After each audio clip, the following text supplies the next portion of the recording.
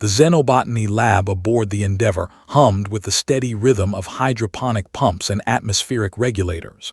Harry Chen adjusted his spectral analyzer, frowning at the nutritional breakdown displayed on his screen. After 8 months in the Kepler 442 system, the ship's food reserves were critically low, and synthesized proteins could only sustain the crew for another 6 weeks. Still no luck with the local flora? Elsa Martinez asked, entering the lab with her usual purposeful stride.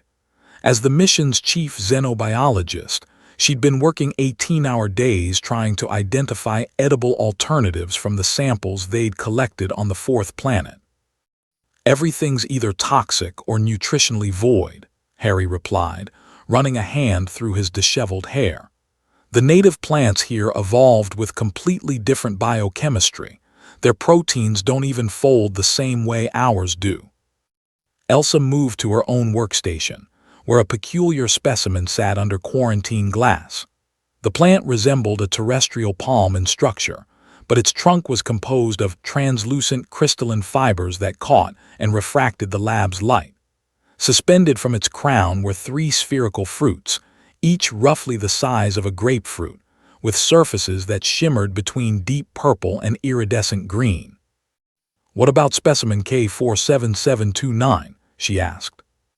Harry pulled up the file, his expression skeptical. "The one from the coastal region. Initial scans showed high concentrations of heavy metals. I flagged it as potentially hazardous." "That was before I ran the secondary analysis." Elsa's fingers danced across her interface, projecting a 3-dimensional molecular model into the air between them. "Look at this protein structure. It's unlike anything in our database, but when I ran it through the compatibility matrix, something unexpected happened." Harry leaned forward, his scientific curiosity overriding his fatigue. The protein chains twisted in ways that shouldn't have been stable according to Earth biochemistry, yet the model showed them interfacing perfectly with human cellular receptors. "That's impossible," he muttered. "The probability of cross-species nutritional compatibility is astronomically low, especially with life that evolved independently on a completely different world." "I thought so too," Elsa said, her dark eyes gleaming with excitement. "But then I remembered the indigenous people we encountered in the southern continent." Harry's mind raced back to their brief contact with the planet's native inhabitants 3 weeks ago. The beings were small, barely reaching his waist, with elongated features and skin that seemed to absorb and re-emit light. They had been wary but not hostile, observing the human landing party from a distance. "The ones the linguist team is still trying to communicate with." "Exactly. Dr. Okonkwo managed to establish basic communication yesterday, and here's what's interesting. They've been trying to offer us gifts, specifically these fruits." Elsa gestured to the specimens under quarantine. They kept gesturing toward their food stores and then toward us. Okonkwo thought they were just being hospitable, but what if it's more than that? Harry pulled up the contact logs, scrolling through the fragmentary translations. The computer had struggled with the native language, which seemed to operate on multiple frequency layers simultaneously. But certain concepts had come through clearly: offering, sustenance, compatibility. "You think they know we can eat these?" Harry asked, his skepticism warring with hope. "I think they've been observing us longer than we realized," Elsa replied. "Their civilization might be pre-industrial by our standards, but they're not primitive. They've survived on this planet for who knows how long. They understand its ecology better than we ever could in a few months." Harry ran another scan on the fruit's composition. The more he looked, the more intrigued he became. The heavy metals Elsa had mentioned were actually trace minerals: zinc, magnesium, selenium, in concentrations that would be beneficial rather than toxic. The carbohydrate structures, while alien, broke down into components that human digestive enzymes could theoretically process. "The protein bioavailability is remarkable," he admitted. "If this data is accurate, One of these fruits could provide complete nutrition for a human adult for nearly a week. There's more, Elsa said, opening another file. I analyzed the cultural artifacts we've been allowed to observe. The natives have an entire agricultural system built around these trees. They're not just food, they're sacred. Religious significance if our translations are anywhere close to accurate. Harry felt a chill run down his spine. And they're offering them to us anyway. They know we're in trouble, Elsa said quietly.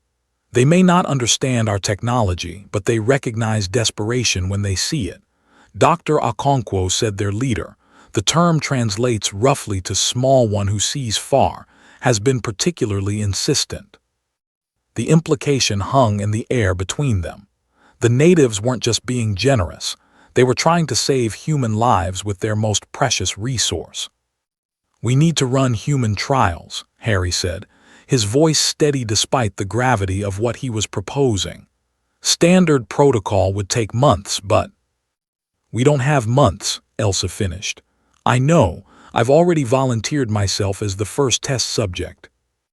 Absolutely not, Harry said sharply. If anyone's going first, it should be me. You're too valuable to risk. Elsa's laugh was short and humorless. We're all valuable, Harry, and we're all going to die if we don't find a solution. But I'm the one who's been working most closely with the samples. I know the data better than anyone. If there's going to be a reaction, I'll recognize the symptoms faster. Harry wanted to argue, but he knew she was right. They stood in silence for a moment, the weight of command settling on both their shoulders. The rest of the crew, scientists, engineers, the pilot corps, all depended on them finding an answer.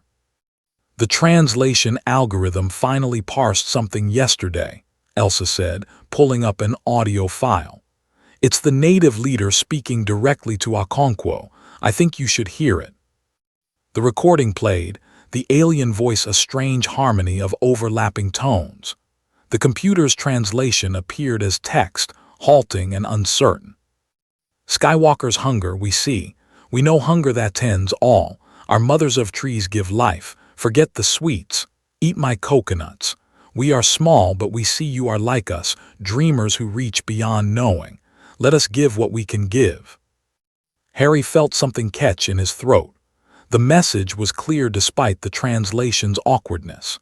These beings, whom humanity had barely begun to understand, were offering their salvation not out of obligation but out of recognition, one species of explorers to another.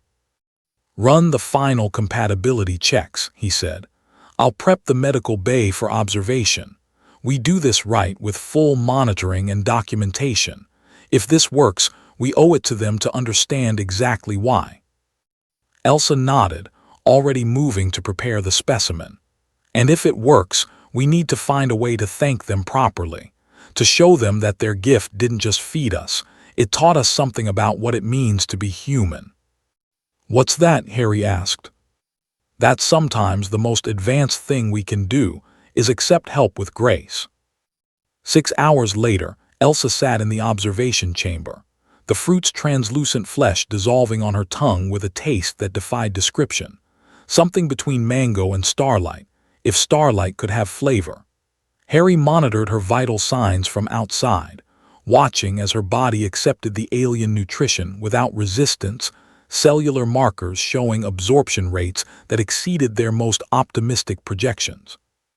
The small alien princess, for that was how the translation had rendered her title, had been right. Her people's gift was more than sustenance.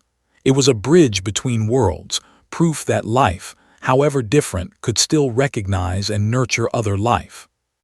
As the Endeavor's crisis slowly transformed into hope, Harry found himself thinking about what they would give in return. Technology seemed crude in comparison, but knowledge could be shared, understanding could grow. Perhaps that was the real first contact, not the meeting of ships and shores, but the moment when survival became mutual, when two species looked at each other and chose to care. Outside the quarantine glass, Elsa smiled, her vital signs strong and stable. The coconuts from an alien world were saving human lives, just as a small princess had promised they would. And in the southern continent, under trees that caught starlight in crystalline trunks, the natives waited to see if the Skywalkers would accept the truth that hunger ends not with technology, but with the simple act of sharing what you have with those who have nothing. And